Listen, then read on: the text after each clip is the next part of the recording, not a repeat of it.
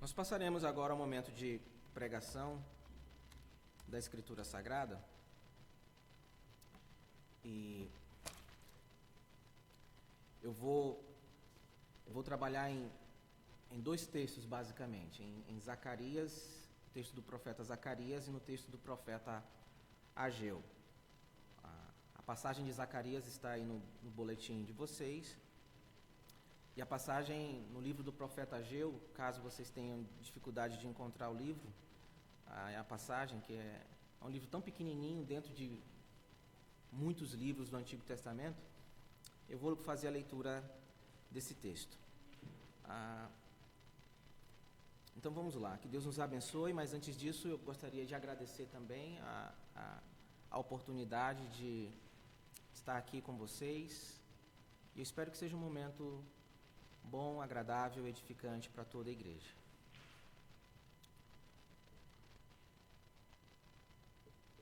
Eu não sei se vocês concordam comigo, mas, em geral, nós temos um fascínio, nós ficamos encantados com coisas grandiosas.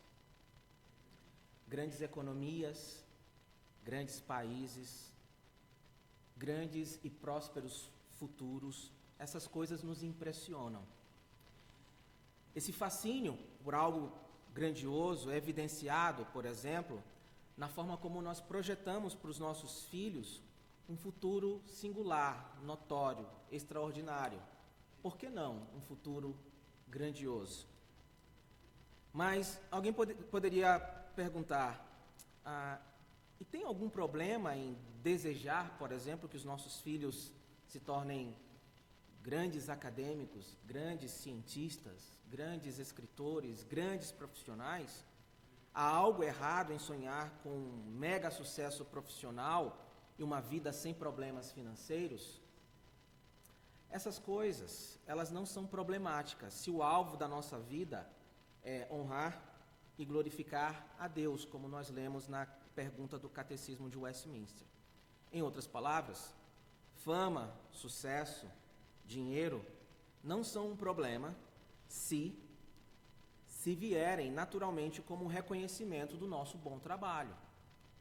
Mas todas essas coisas, elas se tornam pecaminosas e representam em si mesmas um problema se elas forem as principais motivações do nosso coração. Colocando de uma outra forma, as motivações do nosso coração, elas importam. E qual é a motivação do seu coração? O problema é que nossa sede por coisas grandiosas, coisas extraordinárias, às vezes nos deixa cegos e não nos permite que percebamos a sublime beleza e o poder da providência divina. Porque, em geral, a providência divina se manifesta em coisas normais, em coisas que não são espetaculares. Complexidade e simplicidade pertencem ao nosso Deus. Aliás, uma das provas da grandeza de Deus, da sua singularidade e do seu incomparável poder, é justamente isso, que Ele governa tudo o que é sobrenatural, mas Ele também governa tudo aquilo que é natural. Deus tem um controle soberano sobre o extraordinário, mas Deus também tem um controle soberano sobre aquilo que é ordinário, no sentido de que é comum, aquilo que acontece no dia a dia. Os dias dos grandes acontecimentos pertencem a Deus. Os dias das pequenas coisas também pertencem a Deus. E por que eu estou falando tudo isso? É porque eu quero compartilhar um pouquinho da história de um personagem bíblico que ele seria uma espécie de um personagem pequeno, comparado com grandes nomes das Escrituras, como Moisés, Davi, que tem tantas coisas extraordinárias associadas aos seus nomes. O personagem que eu quero tratar nessa noite, um pedaço da sua vida apenas, se chama Zorobabel. E eu não sei se você já ouviu esse nome, se você já leu sobre esse personagem das Escrituras, mas é um dos meus personagens preferidos. Mas talvez seja por conta dessa nossa sede por coisas grandiosas que personagens como o Zorobabel passem tão desapercebidos na nossa leitura da Bíblia. Mas afinal, quem foi Zorobabel? Eu vou começar dizendo quem ele não foi. Ele não foi protagonista de nenhuma batalha épica, nenhuma batalha assim grande do Antigo Testamento. Ele não foi o agente de nenhum milagre, de nenhum grande decreto real. Em resumo, o seu nome aparece e desaparece sem muita explicação nos textos bíblicos, e ele foi um governador de Judá, no Antigo Testamento, no período pós-exílico. E a história de Zorobabel pode ser entendida assim, pegando pedaços, no livro de Esdras, no livro de Zacarias, no livro do profeta Ageu. Então, além de ter sido um personagem, digamos, pequeno, entender a sua vida demanda um pouquinho de dificuldade realmente, porque nós precisamos montar um quebra-cabeça para entender quem foi Zorobabel. Mas o seu feito mais conhecido, o seu feito mais importante, foi construir paredes. Atuando, trabalhando como uma espécie de pedreiro ou mestre de obras, o seu feito mais extraordinário foi construir paredes, as paredes do templo. Construir paredes parece coisa pequena, não é mesmo? Coisa não tão complexa assim. Mas com o exemplo desse homem, e através daquilo que ele fez, nós aprendemos que nós não devemos preservar os dias em que nada demais acontece. Através desse episódio em que Zorobabel constrói as paredes do templo, nós aprendemos que não devemos desprezar o dia das pequenas coisas. E esse é basicamente o tema da mensagem de hoje. Uma pequena exortação para que nós não desprezemos os dias em que coisas aparentemente sem importância, os dias que as coisas, em que nada demais acontece, em que coisas extraordinárias não acontecem. Uma exortação para que não desprezemos os dias das pequenas coisas. Bom, mas para entender um pouquinho melhor sobre a importância de Zorobabel, nós precisamos lembrar de alguns acontecimentos do Antigo Testamento. A cidade de Jerusalém foi destruída no ano 587 a.C. A cidade foi cercada, a cidade foi invadida e finalmente destruída no ano de 587 a.C. Muitos sobreviventes foram levados cativeiros para a Babilônia, de Jerusalém para a Babilônia, e lá na Babilônia eles permaneceram escravizados em cativeiro por algumas décadas.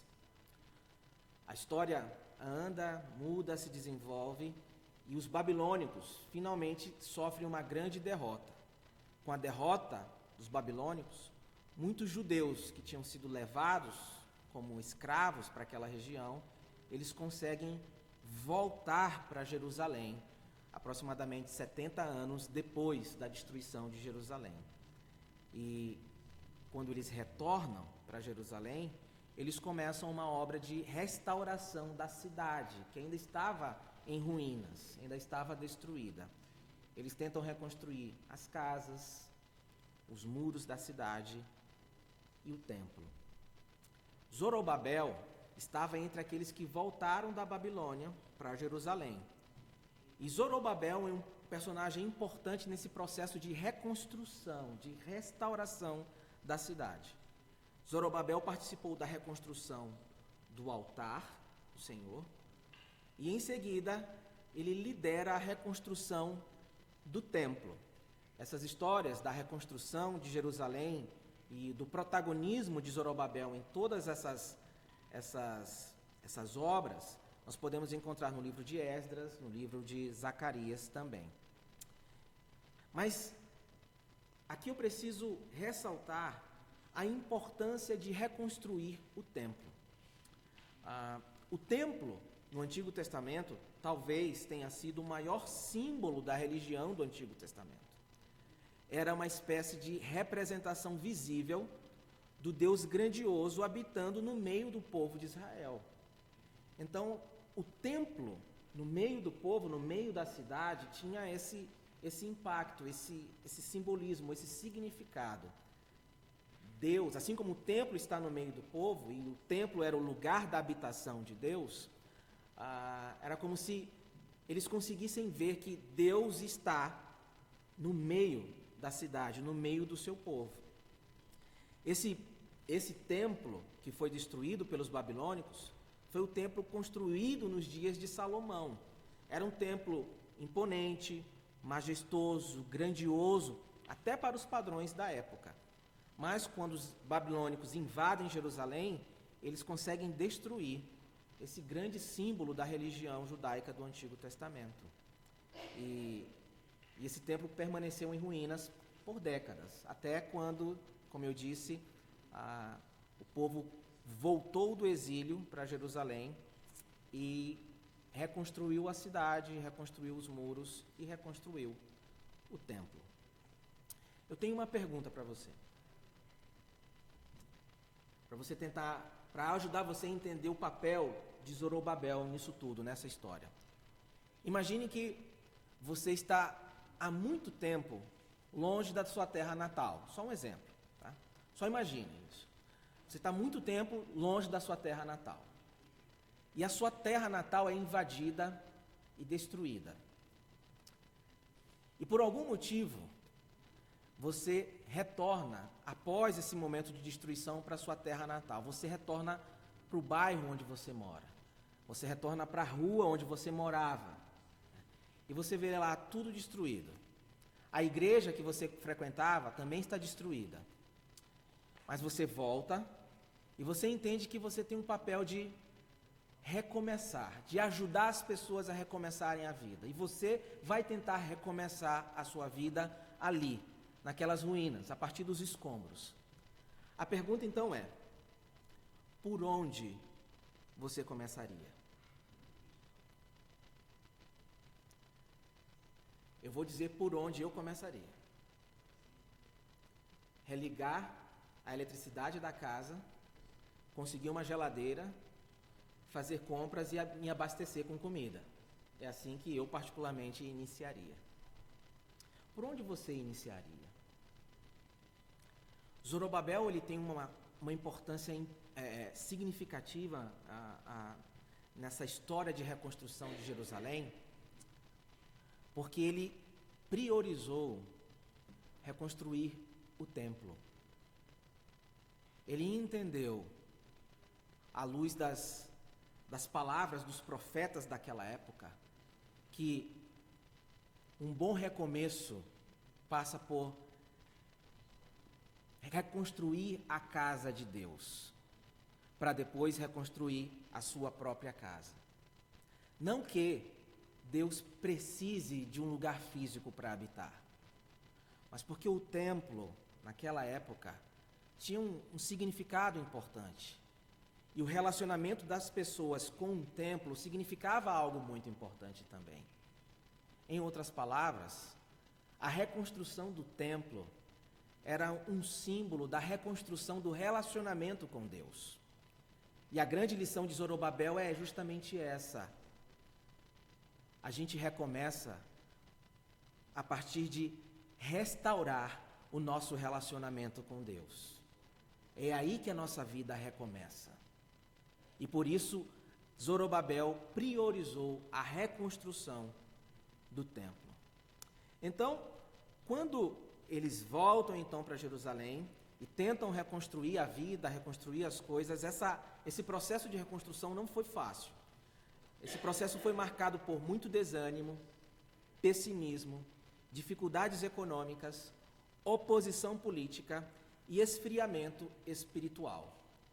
Eu não sei qual é a experiência de vocês com a igreja, mas pensem em uma coisa difícil. É quando uma igreja, quando o povo de Deus passa por um momento de esfriamento espiritual. É terrível. Zorobabel enfrentou todas essas coisas. E, ao final de tudo, ele conseguiu reconstruir o templo. Todavia, a Jerusalém construída não parecia com a Jerusalém de outrora, a Jerusalém de antigamente. A Jerusalém de antigamente era muito, muito bonita, era grandiosa, o templo era grande. O processo de reconstrução foi difícil, foi demorado, e o resultado final não era agradável aos olhos, não era um resultado belo, bonito. O templo levou 20 anos para ser reconstruído. Então, Zorobabel, que foi o protagonista da reconstrução do templo, ele trabalhou 20 anos para que a cidade, ou melhor, o templo finalmente ficasse pronto.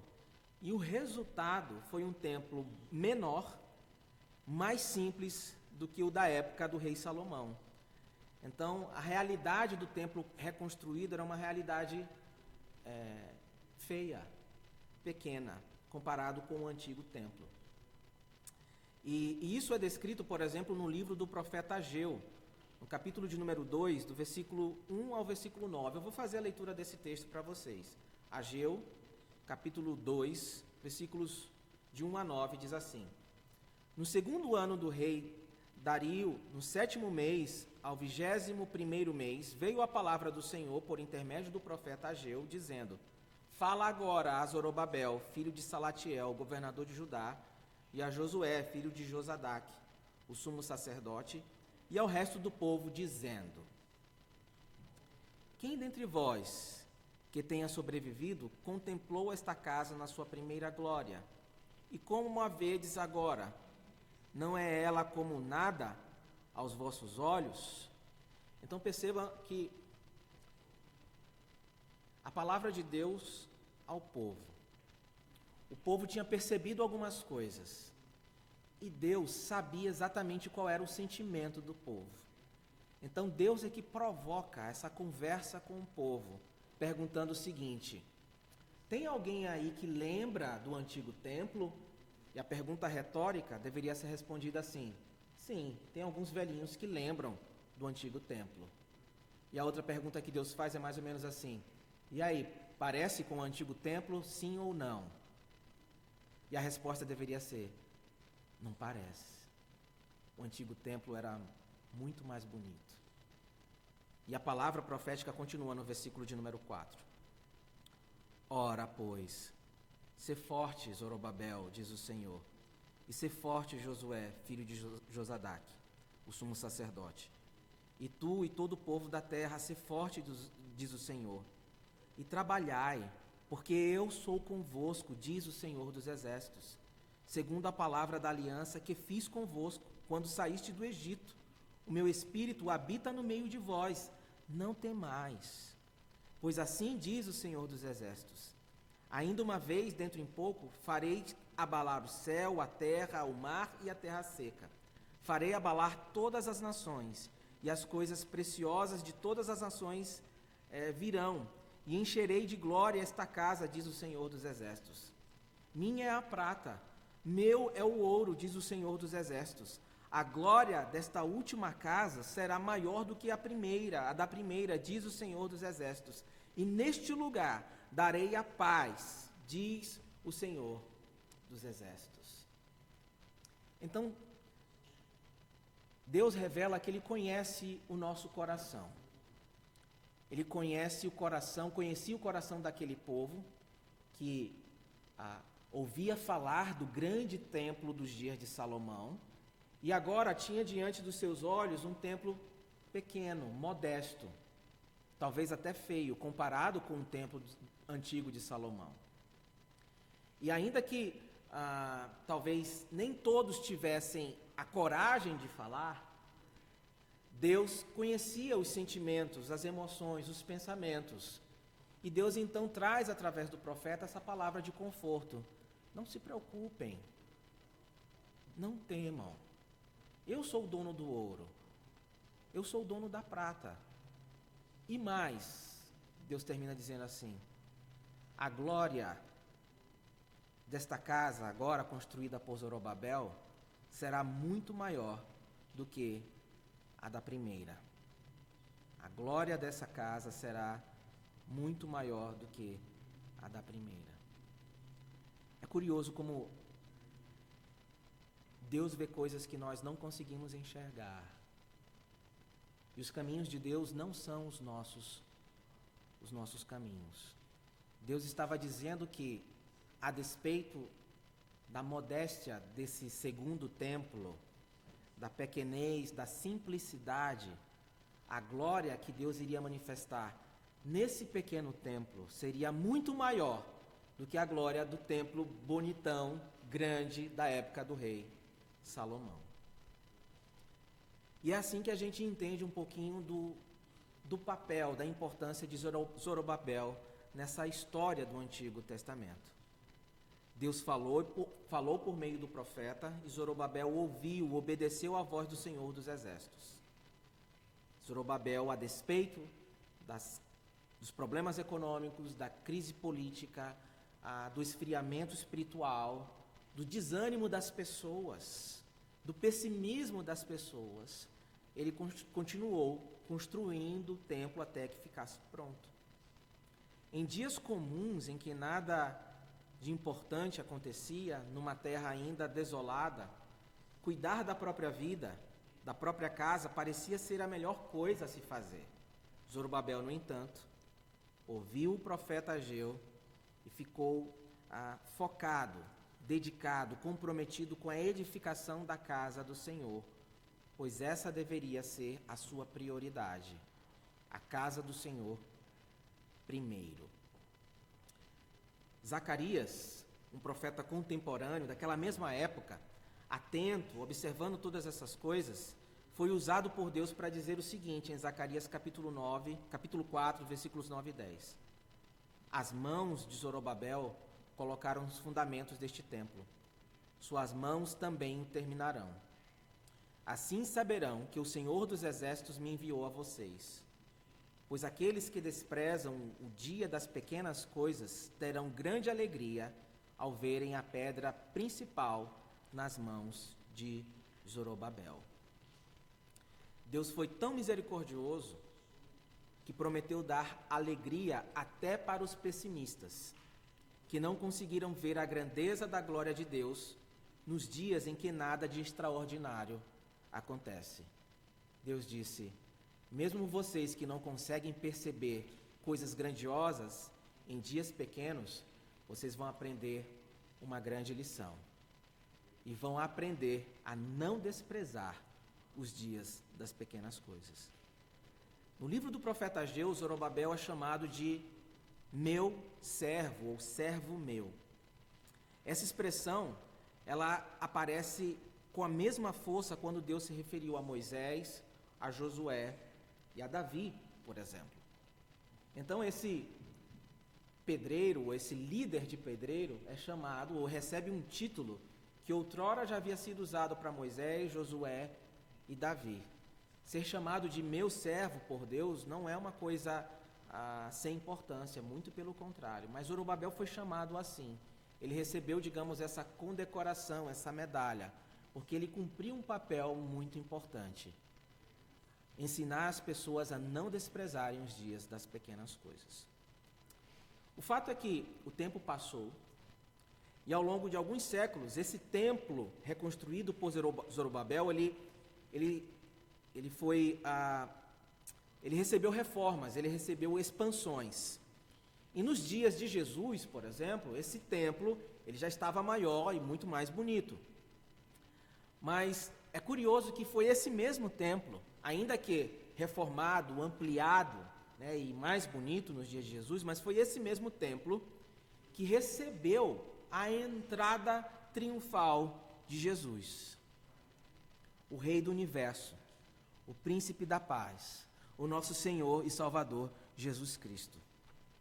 Então percebam que o templo simbolizava a presença de Deus no meio do povo. Nesse sentido, o templo apontava para uma promessa que é cumprida em Cristo. Se o templo apontava para uma promessa de Deus conosco, Jesus é o cumprimento dessa promessa, porque Ele é Deus conosco. O templo construído por Zorobabel apontava para Cristo. E é justamente esse templo que recebe a entrada e a presença de Cristo, aquele para quem a mensagem do templo apontava. Nesse sentido, a glória desse templo foi uma glória muito maior do que a do templo construído por Salomão. Em termos estéticos, o templo de Salomão era muito maior, era muito mais bonito. Mas foi o templo pequenininho, construído por Zorobabel, que recebeu a chegada, a entrada, a presença do Filho de Deus, o Rei do Universo.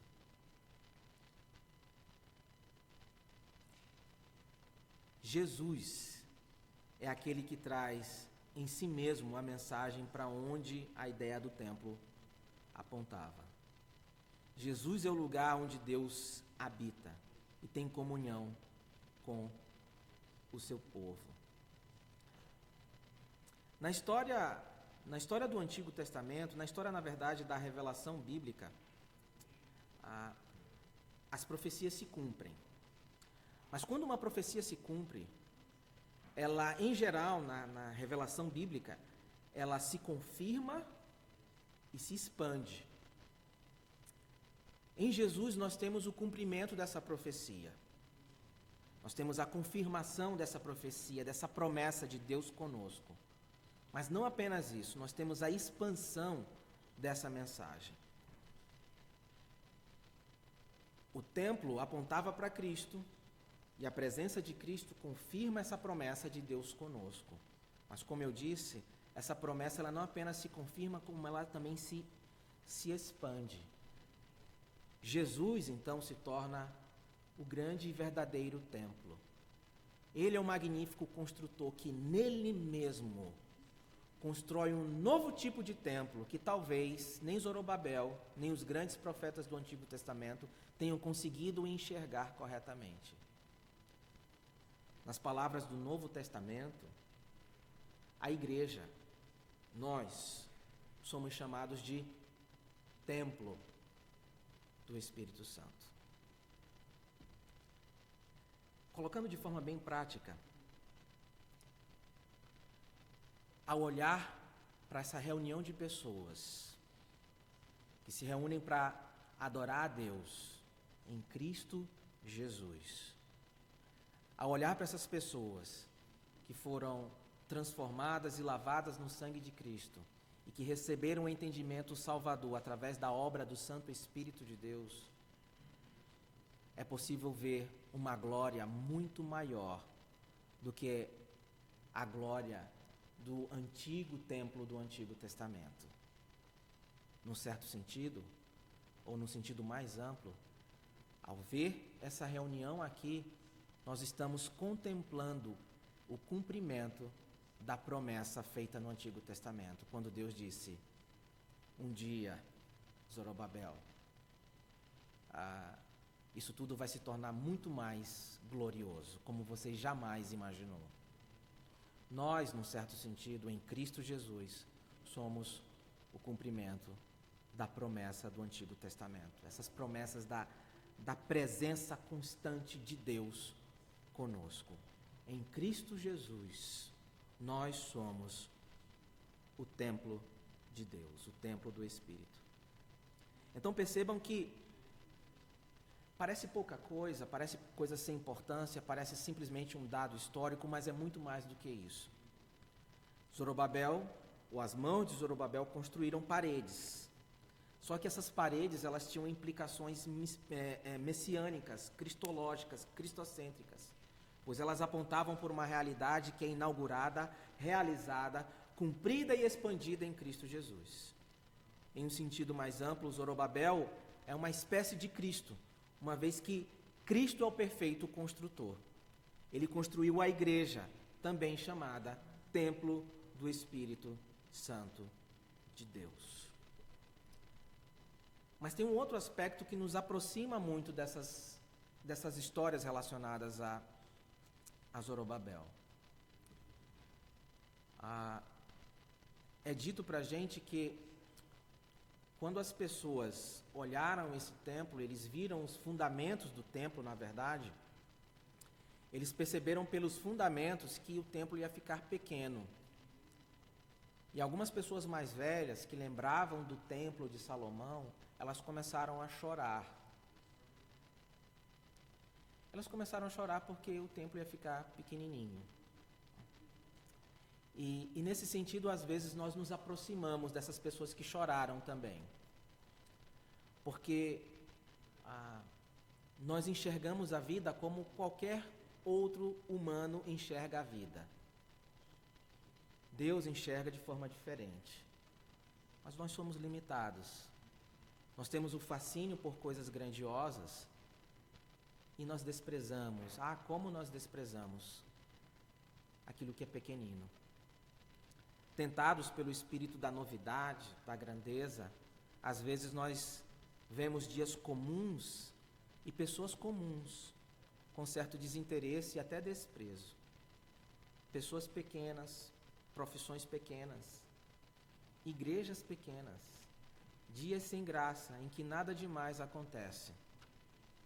Mas nós precisamos ser lembrados, através de histórias como essas, que os caminhos de Deus não são os nossos caminhos, e que Deus pode usar instrumentos aparentemente pequenos e desvalorizados para exaltar a sua grandiosa glória.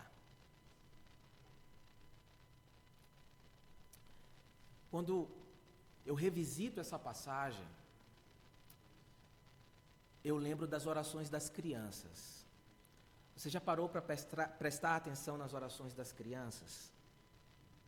São lindas, são curtas, são tão sinceras e tão simples. E elas oram assim por coisas pequenas. Na verdade, elas oram por tudo. Elas oram pela formiga, elas oram pelo peixinho do aquário, elas oram pelas folhas, pelas árvores, pela mamãe, pelo papai, pelo irmãozinho, ou às vezes fazem questão de não orar pelo irmão. Enfim, é uma sinceridade que às vezes nos constrange. Mas o que me chama mais a atenção é a disposição para orar por coisas simples e aparentemente sem importância. E a gente cresce e a gente vai perdendo essa simplicidade. Nós perdemos essa paciência para contemplar e agradecer por coisas pequenas.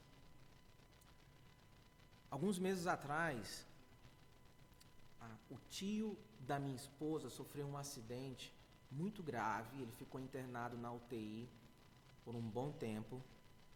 E o quadro dele era muito assim instável. As pessoas, a família não sabia exatamente se ele iria acordar, e se acordasse, se ele teria sequelas, se a vida voltaria ao normal para ele. Mas graças a Deus ele acordou. Porém a recuperação dele foi muito, e tem sido muito lenta. Mas eu lembro que logo nos primeiros dias que ele acordou e começou até a fala para voltar, a falar demorou um tempo, mas quando ele começa a falar, ainda com muita dificuldade, ele começa a dizer o quanto ele sente falta de coisas simples, como levar a colher à boca. Ele não estava conseguindo naquele momento. Para se alimentar, ele não conseguia mais. Depois, com o processo de fisioterapia, ele melhorou e hoje ele já consegue se alimentar sozinho. Mas como ele sentia falta assim, de poder se levantar da cadeira e dar alguns passos sozinho. Mas a gente, em geral, não agradece por essas coisas, né? Agradecer porque a minha coordenação motora é boa o suficiente para eu me alimentar. Eu consigo me levantar, eu consigo sentar, eu consigo deitar. Em todas essas coisas, por menores que sejam, A graça e o poder de Deus está soberanamente controlando tudo isso. São presentes para que nós desfrutemos do seu poder providente. Só que a gente não dá valor às vezes. O abraço, o sorriso da pessoa amada, o carinho, o aperto de mão, o afago no cabelo, o olhar que às vezes dista um pouco. São pequenas coisas que nós precisamos aprender a valorizar mais e agradecer a Deus por elas. Adicionalmente, nós somos um povo assim mesmo. Aos olhos do mundo, nós somos um povo pequeno. Um povo que valoriza coisas tão pequenas. Um livro pequeno, um livro antigo, um pequeno momento na semana para glorificar a Deus.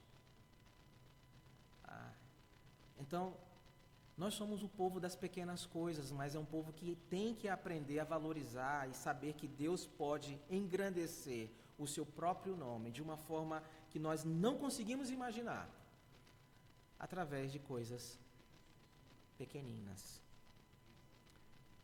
Não desprezem aquilo que Deus engrandece. Não desprezem aquilo que Deus usa para sua honra, glória e louvor.